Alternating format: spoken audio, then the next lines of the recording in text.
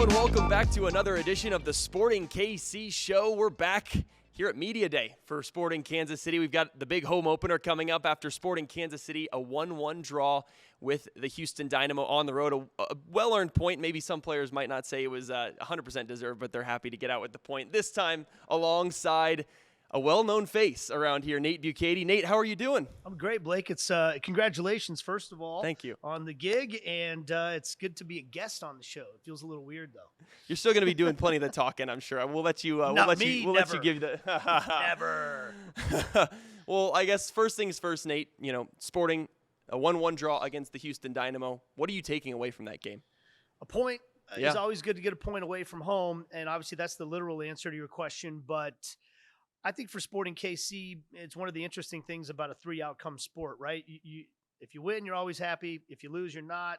And then there's that weird feeling in between when particularly you have a lead with 30 minutes to play. The lead only lasted about 9 minutes, if my memory is correct. So maybe it's not as heartbreaking as if you give up a goal late, stoppage time, something like that.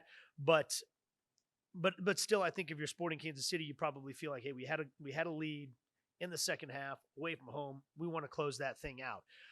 But it's early in the season, and if you're racking up points away from home against people in your division, I don't think you can be too upset about it. And I think that there were enough good things that happened in the game that you say, okay, we're going to build on that and look forward to what is going to be a big home opener on Saturday. Absolutely. And a home opener, Nate, that we'll get to in a minute. You're going to be on the call for that one on Apple TV. People are going to have to make the tough choice. Do I push that local radio button and listen to Blake or listen to me? Maybe they could do one half of each. There you go. Maybe. You know, but in that match against Houston, you know, I felt like the early portions of that game, the team defended really well. They had that scare in the 42nd minute where Houston scored. It was called back for offside.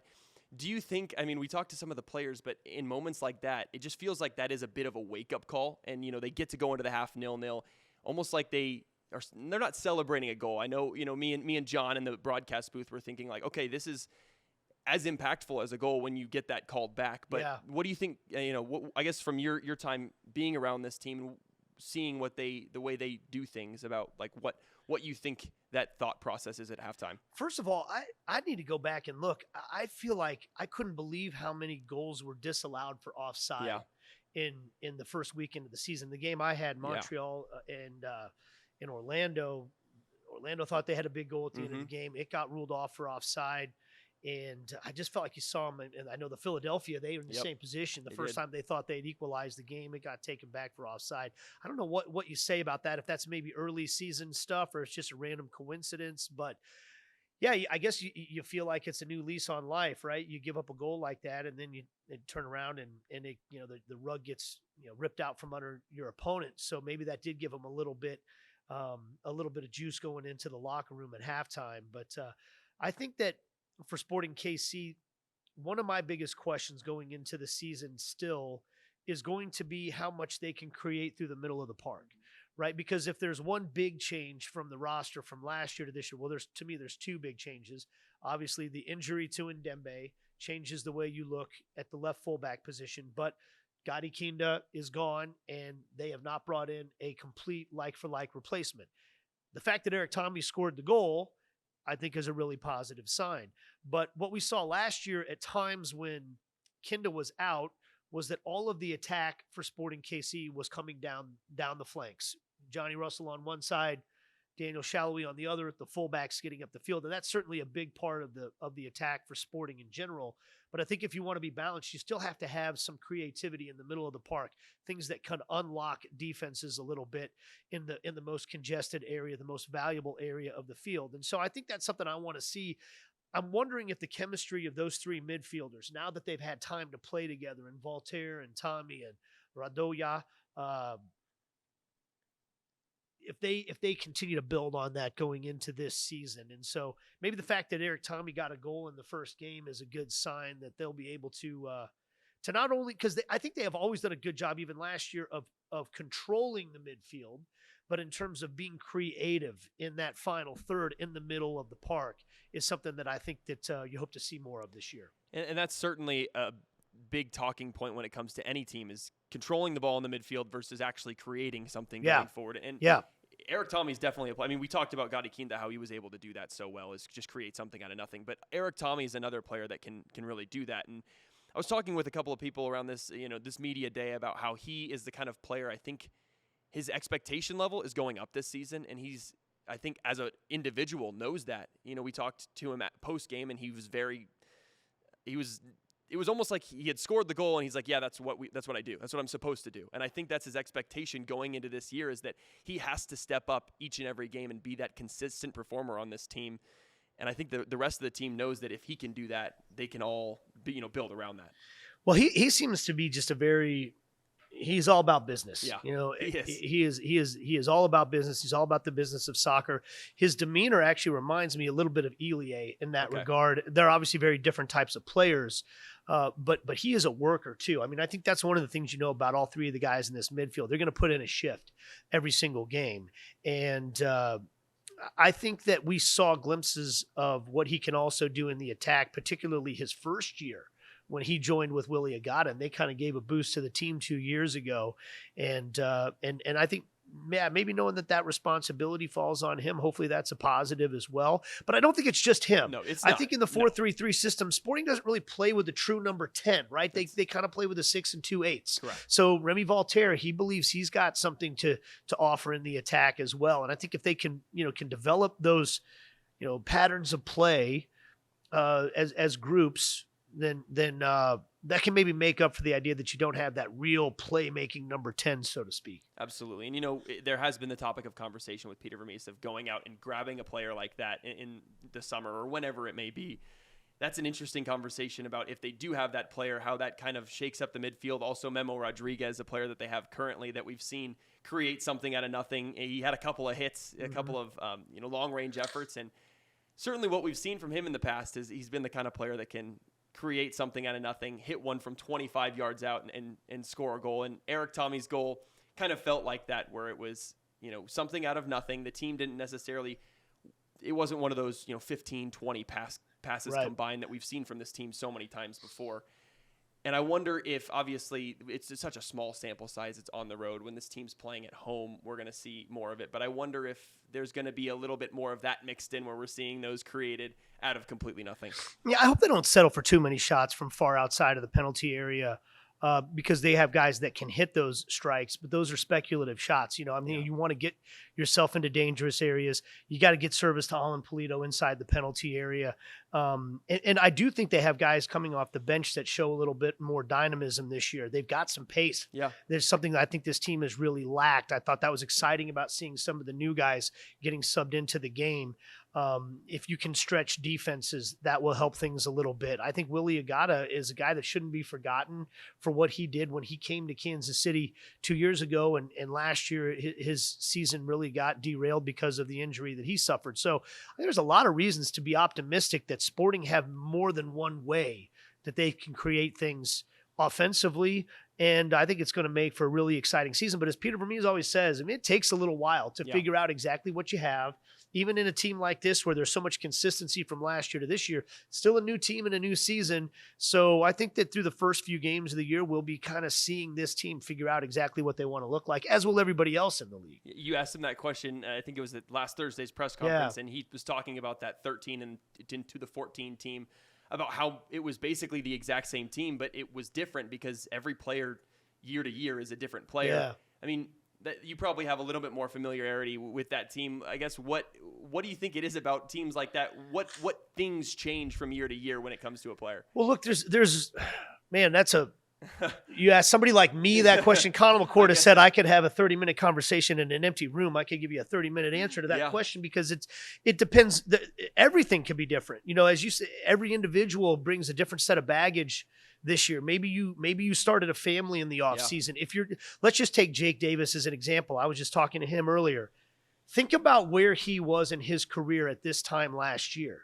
He just wanted to become a guy that got called on regularly at some point to play first team minutes.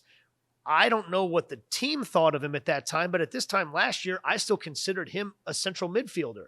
I thought he was going to be a destroying number 8 that would go around and tackle people and foul people and all that stuff. And now just 1 year later, he is the right back for this team. I mean, it is a completely different offseason for him, a different way of approaching things, a different way. And he has told me that he's not trying to be different. He wants to still attack it like, hey, I still have to earn my job every single day. That's one of the reasons I believe that Jake's going to just continue to get better and better, because I don't think he's too full of himself or anything like that off of one good year. But that's just one example of how one guy that goes into last year is in a completely different situation than he was at this time a year ago. When you reference that 13-14 team, you got to remember that team had just won MLS Cup. Yep. That season went all the way into December for them, and then they turned around and tried to do it again on a short season. Is the motivation the same after you've just won? Is everybody rested and energized and as motivated as they were the year ago? All those types of things are a little bit different. Whereas I think with this team, they did make it into the playoffs, and it was a relatively short off season, but you get the sense there's a real sense of unfinished business. I believe that's even a phrase that Peter Vermes used at that press conference last week. So the motivation is different. The offseason is different. Each person that goes out there is different. I personally think if you want to be optimistic about this Sporting Kansas City side, you look at the fact that so many of these players will be coming into this season with a more clearly defined picture in their head of what their job is on this team, how they fit, what they mean to the team, and what their responsibilities are. To me, that should be a positive for them as they go into this season. Absolutely. That was a big topic of conversation, like you were mentioning there. That 13-14 team had a bit of, or the 13 into the 14 team then had to go to play some CONCACAF Champions Cup match, or CONCACAF Champions League matches at the time. Now, as we switch over to CONCACAF Champions Cup, that's something Philadelphia is struggling with right now, or I guess not struggling with, they're dealing with right now as they come into this match against Sporting Kansas City. Do you think that, I mean, obviously this is probably a question that players can attest to a little bit more, but from the teams, especially these sporting teams that you've seen in the past, how much does that really affect each individual match, especially this early in the season? Does it affect it? I think it affects it greatly. Yeah, I mean, and it depends, again, on the circumstances. For example, I just did the Orlando City team last weekend. Yep. Well, they have a home game midweek. They're already up 3-0 on aggregate going into that game, so they might be able to be a little bit more flexible with their roster and focus some more attention on the MLS game that's coming up this weekend. Philadelphia have a 3-2 lead on aggregate coming into this game, so maybe they have to take this match a little bit more seriously. And I think that especially when you're trying to get your players up to be in 90 minutes match fit at the beginning of a season, and then you play a midweek game against a team from another part of the continent, I certainly think it has an effect. Now, that doesn't mean that Philadelphia are just going to come in here and be tired and Sporting can just roll the ball out and win. One thing that I will say for Philadelphia is they are used to doing this. They've played on multiple competitions over the past couple of years. They are a perennial winner. They have a coach that knows how to handle it. They have a team with depth, and they have some young legs as well that are featuring on their team right now. So I think that Sporting Kansas City, and they don't need me to tell them this, they would do well to still approach this just like it's the Philadelphia Union, and you got to be ready to play on Saturday. Yeah, talking to a couple of the players that went to Philadelphia last year, a tough 0-0 draw in the cold. It's a tough team to play. I mean, like you mentioned, it's a very tough team to play. You're going to be on the call here on Apple TV at Children's Mercy Park, Nate. How have things changed, going from calling the games as the local guy to now being the national big broadcaster for Apple TV? It's quite different. Yeah. It's quite different, but it's fun because all of a sudden, to me, I guess the positive is I don't make any bones about the fact how much I love this club, how much I love this town. I 8 of the best years of my professional life getting to do what you're doing now and being a part of it. The fun part now is I feel like I'm getting a chance to get to know and love all of the other teams just as much, if that makes any sense. I mean, I really, and you might say that it makes me sound like a shill for the league or whatever, but it is so fun to get to know the other teams and to get to know the people that work in those clubs, to see the way they're different, to see the way that they go about their business. And I do believe in the future of this league so much that the growth is exciting. And I think Kansas City is a perfect microcosm of that. I will say this, like, for example, we get a chance to talk to all these other coaches now. Jim Curtin, unbelievable. Love Jim Curtin. Love talking to him, love listening to what he has to say. And this Philadelphia Union side has some things about them that I think you can really correlate to I mean, there's this interesting correlation between Kansas City and Philadelphia when it comes to even the Chiefs and Eagles fans. There's like this crossover. I think blue collar towns that appreciate people that put in honest days of hard work. That's what that Philadelphia Union team is all about. They invest in their homegrown players. They want to develop good star players as opposed to plucking the biggest names out of other places. They're about their system and about the sum being the whole being greater than the sum of its parts. And honestly, Philadelphia is one of the more enjoyable teams to cover from that standpoint. So on a game like Saturday, I just get excited because I get to be a part of it from both sides. That's awesome. Talking about getting to talk to some of those coaches, I guess, how do you, this is maybe more just for someone who's geeking out about it like me, trying to learn from people like you. How do you approach, some of those conversations? Because I'm sure not everyone is as outgoing as Jim Curtin might be and how great to you as he is. Well, I think that the key to having a good conversation, which is all an interview is at the end of the day, right? Is having a good conversation is trying to, first of all, put the person at ease that you're talking to. That can be difficult on a Zoom. Most of our conversations with these guys are on Zoom. It's one of the reasons I love getting to do the games on Apple, though, because you get to be in the building and you get to go down to the field and shake hands with people and get face-to-face with them and just developing a rapport. And for me, the biggest way to develop a rapport with anybody is to find a point of commonality. What do we have in common? Something that you and I both find interesting. And if you can find those things, it usually opens things up. But I would say most of the coaches in the league have been really great with us. They know that we're all trying to amplify the same product, which is Major League Soccer. And most of them realize that we're all trying to work together. So it's been a really positive experience. And I would say everybody knows Peter is just like that as well. He understands the role that we play, treats us with respect, and that's all you can ask for at the end of the day. Absolutely. Well, thank you so much for your time, Nate. It's always great to have you back on here. I love listening to your show, Blake. I'm going to be listening on a regular basis going forward. Thanks for having me. Of course. So that is Nate Bukaty, a familiar voice and a familiar face around here. When we come back here on the Sporting KC show, we'll have a chance to talk to some players. Erik Thommy and Johnny Russell coming up next here on the Sporting KC show.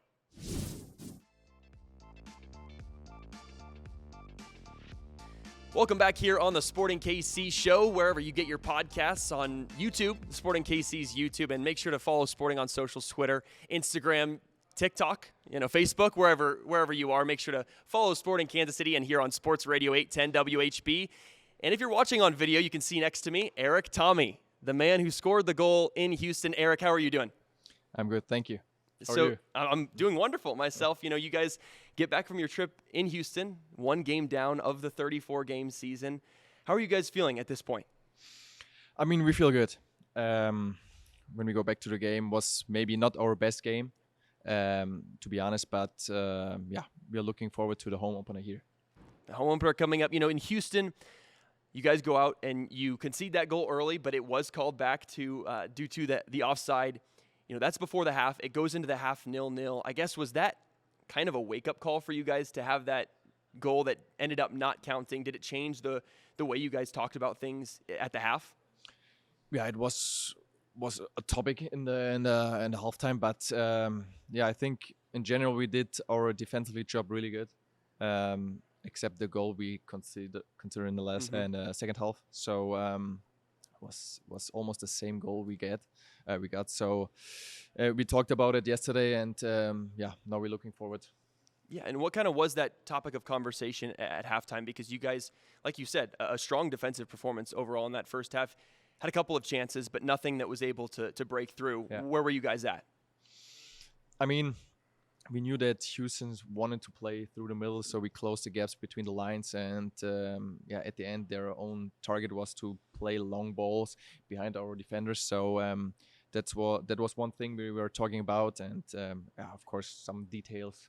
Yeah. What is always a thing in the halftime, what Peter is talking about. So, at the end we scored a 1-0, and at the end we unfortunately get the goal again. Yeah, and so you were the one to go out and score a great individual goal. You had some space there. Kind of talk about what you were seeing when you had some space in front of you, and then you cut onto your left foot. Yeah, first of all, I got the ball on my right foot, and I saw Stevie running. I wanted to play the play the ball in behind. Got the ball back, so and I saw the space in front of me, and if I have space, I wanted to go. So yeah, and then in the box I saw Danny on my left side. First of all, I wanted to play to him, but then the gap opened, and yeah, I have to shoot, and fortunately I scored. You backed yourself there. We did talk to you, I think it was before last game, about who you thought might score first. I don't think you said yourself, did you? I didn't. I said I think Alan or Danny. Yeah. So, but at the end, it doesn't care who scores. Yeah. It's just all about the team. And then after you scored the goal, we saw a little bit of a celebration about maybe some big news. You want to talk about that? Yeah, I mean, my wife is pregnant right now, so it's gonna be a surprise in May. Yeah. And yeah, we're really excited. That's awesome. So, your life's going to change a little bit there. You're going to get maybe a little busier. It's maybe less sleep Yeah. than right now, but yeah, it's gonna be amazing. That's awesome. And so, shifting forward a little bit, talking about that game, you guys score that first goal, and then Houston comes back, but you still felt like that the rest of the game, you guys were up for it. You were looking for all 3 points. Kind of talk about your mentality in the later portions of that game. Yeah, of course, if you score a goal and obviously you want to win there, and yeah, we had a couple of chances at the end. Unfortunately, we didn't score, but I think all in all, the 1 point is totally okay, and we can live with that point. So yeah, we're looking forward for the Philly game at home, because at home is yeah, these are games we have to win. We are a strong team at home, and yeah, we're excited. Yeah, and talking about getting 1 point, you seemed after the game like you said it was a fair result in terms of everything, but you guys didn't seem 100% satisfied with a point. Obviously, you want all 3 points going into every game, and especially on the road in those tough games, you feel like you can go out and win those when you score first as well. Is that kind of the mentality of this team right now? Is just you guys are very hungry and you want to take everything you can get? Yeah, of course. I think we're not happy with the game. Yeah. Over 90 minutes with our performance, because a lot of details, a lot of things, like, yeah, we have room for improvement. That's for sure. So that's the main thing, main reason why we look maybe a little bit, yeah, not sad, but not happy. Yeah. And of course, we want to get every point on the road, and especially at home. Yeah, and with it being early in the season, is that kind of just part of the maybe some of those moments like you talk about, not a full 90-minute performance that you guys are 100% satisfied with? Is that something that you kind of expect early in the season, or are your expectations to be ready to go full 90 minutes? I mean, expectations are always a little bit different, but of course, in that time of the year, in that time of the season, I mean, it's the first game. Nothing can be on 100%. So Yeah.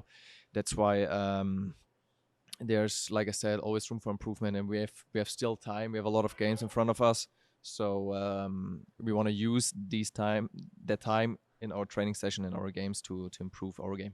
You talked about coming back home in front of the crowd, the home crowd here in Kansas City. I mean, how excited? Just talk about how excited you are for that and what you've experienced in your short-ish time here in Kansas City, but you've gotten to have some great atmosphere in the stadium.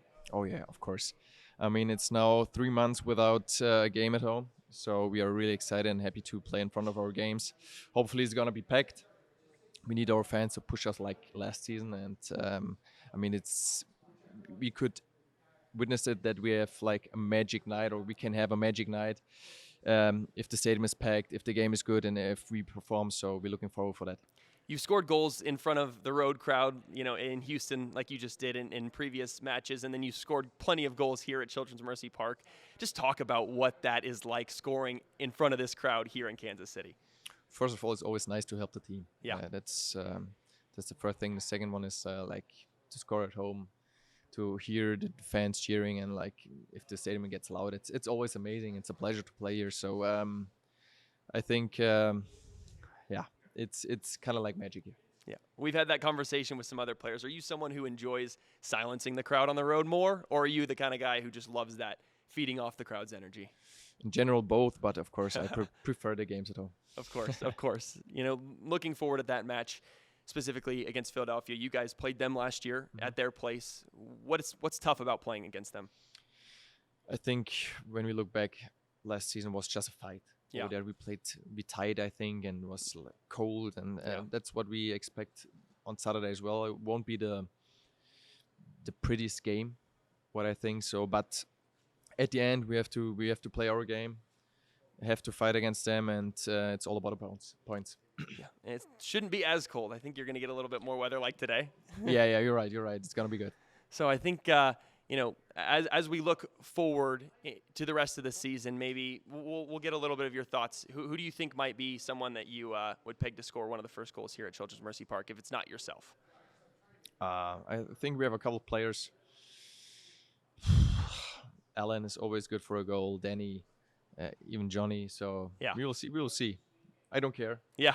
The most important thing is that we get the 3 points here. Awesome. Thank you so much for your time, Eric. Thank you. That is Eric Tommy here on the Sporting KC show. Make sure to stay tuned as we'll be right back with Johnny Russell.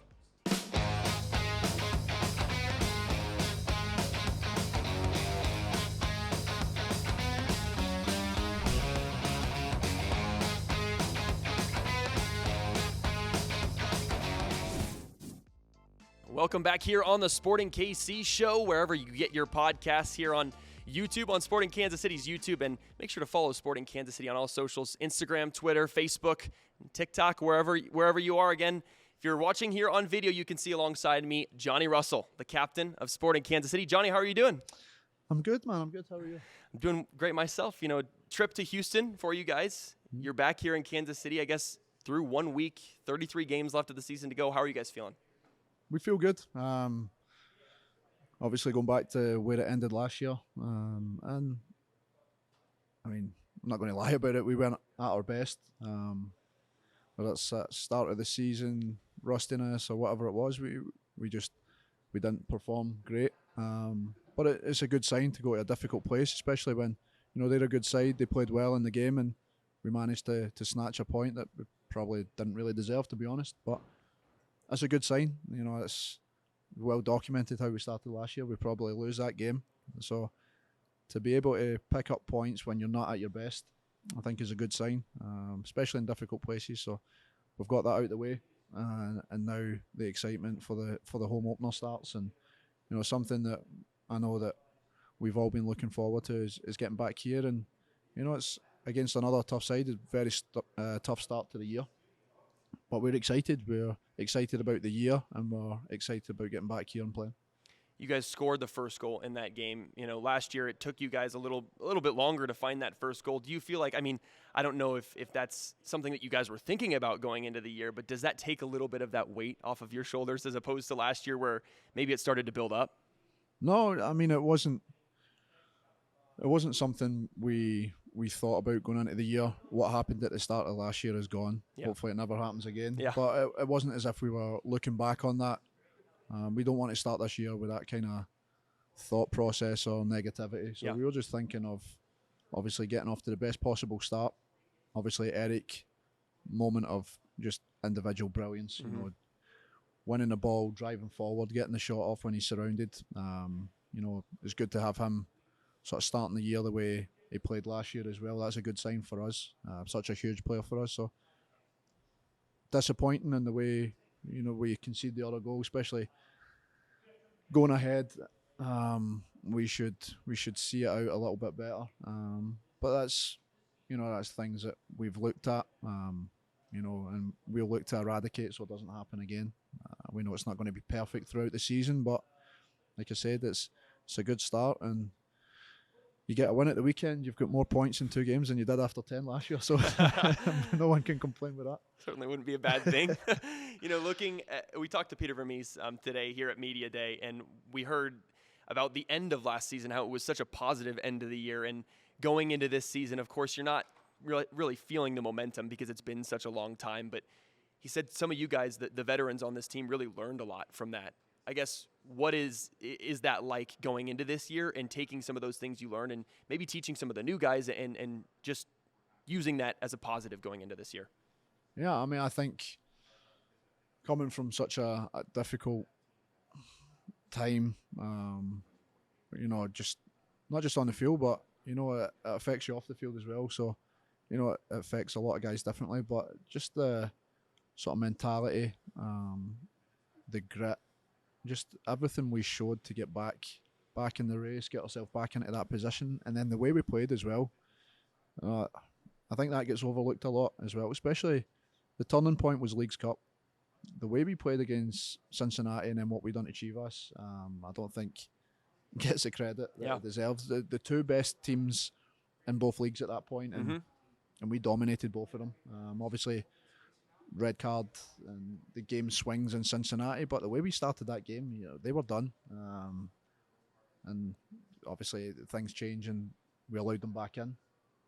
But then, I mean, show me another team do to Chivas what we done here as well. So I think those two were huge turning points for us, and gave the guys belief that we are a very, very dangerous side. When we're at full strength, when we're healthy, when we get it going, we are a very difficult team to play against. And I think a team that not many people would like to play in that kind of form. So that's the confidence we take. That's obviously what we're trying to take into this year. The more experienced guys, it's easy. We've been in these positions before.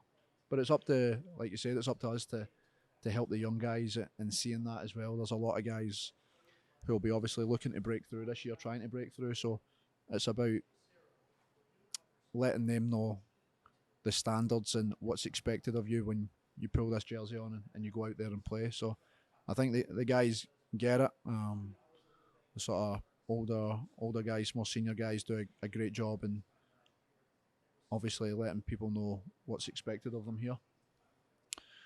But yeah, I think that's definitely, we've got huge expectations this year, and I think it comes off the back of how we finished the year. Well, not in finished the year, our form for the second half of last season, one of the best teams in the league. We know if we start early, then we're going to be up there at the top come the end of the year. We're going to be fighting for titles, and at the end of the day, that's what we all want. I know I want to be in that long list of captains who are lifting trophies for this club. So I don't want to be the one that misses out on that. So, and what we've been through as a team, and I know every team's got the same goal, but I feel like we deserve something. So it's up to us to go out there and prove it. And Peter also talked about you individually as a leader on this team, and how when he's making a guy captain, they oftentimes have some things internally that they don't always see that make them a good leader. How did you when you were given that armband, how did you become that kind of leader on this team? You know what? I'm really not sure. I don't feel like I've changed much from when I didn't have the armband to now that I've got it. I don't feel like much of my game's changed, the way I interact or things that I do off the field has changed. There's definitely a lot more responsibility that comes with it, and a lot of people sort of hold you to a higher standard, and there's things that come along with being captain that I haven't always been used to. But I mean, that's just part of it, part of the learning experience as well. And I mean, tough times last year, it's so easy to lead when things are going well. It's the easiest thing in the world. You don't have to do anything. Everything just takes care of itself. It's in those tough moments that you find out a lot about yourself as a person and as a leader. And, maybe at times last year when I look back, there might have been certain times or certain areas where I was lacking or I failed in. But you make that mistake, you don't make it twice. And I learned a lot about probably more people individually, how I respond or how I react to leadership isn't going to be the same for everyone. Every single guy here is different background, different nationality, just different cultures.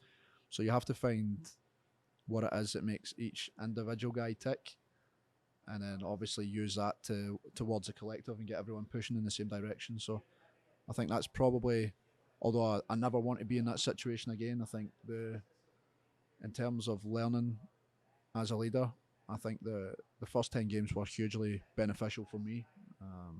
Like I said, I don't ever want to have to use that again, but it's something that is part of it as well. It's not always going to be, sunshines and blue skies. It's, sometimes it's going to be a little bit messy. So I think that's probably the main thing. I don't feel how I conduct myself or how I play on the field, I don't think anything's changed in that sense. But probably just the pride you get as well. I think anyone that's wore that captain's armband tells you the honour, the pride you get. You feel like it does lift you a lot, and a lot of people look to you in those tough moments as being able to do something that sparks a reaction, or they look to you to get them out of that tough situation. So it's not something I've ever shied away from, and I've got no problem taking that responsibility either. And so you guys get the point in Houston. How does that result kind of affect and give you a little bit of momentum going into the home opener here at Children's Mercy Park? Yeah, just going back to what I said earlier, we didn't play well, but we've shown that we can go to tough places on the road and pick up points. And in such a long season, the way this season is and the way this league is, you never know what that point can mean come the end. We were looking back last year at if we would have done this in this game or that in that game. Yeah, that point at the end of the year can be the difference for you making playoffs, missing playoffs, being top, like being second. You never know what those points are going to mean at the end of the year. So it's up to you during it to just collect as many as possible to put yourself in the best possible situation. And that's a game last year. Start of the year, we lose. 100% we lose that game. So the fact that we are able to take points when we're not at our best, I think is another good sign. It's early in the year, it's the first game. But we have to go and prove that it's not a fluke, that we are a team who means business this year, and the aim at the start of every year is to go and win something. But time's running out here, so we know that we have to start showing it and show it on a more consistent basis than what we did last year. And then just talk about playing in front of this home crowd. I mean, you've had plenty of opportunities to do it, plenty of great matches, plenty of maybe not so great matches. Just talk about how this fan base is to you. They've been incredible with me from day one. The second I stepped in the door, they've embraced me. They've treated me like one of their own. They've always had my back. They've always been behind me, no matter what the situation is. They've never turned their back, and hopefully I've gave them some good times along the way as well. But it's something that you're never fully going to give back. Like I said, the aim is to win a trophy. Hopefully winning a trophy goes a long way towards that. But the way I've been treated, and not just me, the rest of the guys, especially the foreign guys, the way we've been treated by this community, by the fans, it's nothing short of incredible. When people ask me about Kansas, the main thing that always comes to my head is the people. For me, that's not going to change. I think the people here are incredible. The way that they support you, the way they get behind you, and I think that's such a rare thing as well. So I can't speak highly enough of them. And like I said, I know I mean a lot to them, but they mean a hell of a lot more to me. I can assure you that. And then Philadelphia, we talked with Eric a little bit about this, but they're a tough team. You guys had a tough draw against them early last season. Talk about how they are and how tough they are to play. Very tough. I mean, that game down there was a battle. And that was during the period we weren't doing well. That was one of the very rare points we picked up in that period. And that showed, at that time, the way we were going, that showed a lot about this team as well. You didn't really fully see the signs until after that, but you could see that fight was there. Very, very difficult place to go. Very difficult side, very direct. They're physical and they've got quality as well. So it's not as if they're one-dimensional, but they get the ball and they try and hurt you as quickly as possible. So we have to be very switched on to that, but we have to take pride in the fact that we're at home, we're in front of our fans. We have to go out there and put on a performance that's worthy of playing here. I'm excited. I'm sure the guys are going to do that. Everyone's eager to get out here for the first time. Been a couple of changes out there as well, so definitely want to see those new lights at some point. Have to sneak out for that. Exactly. So no, I'm excited.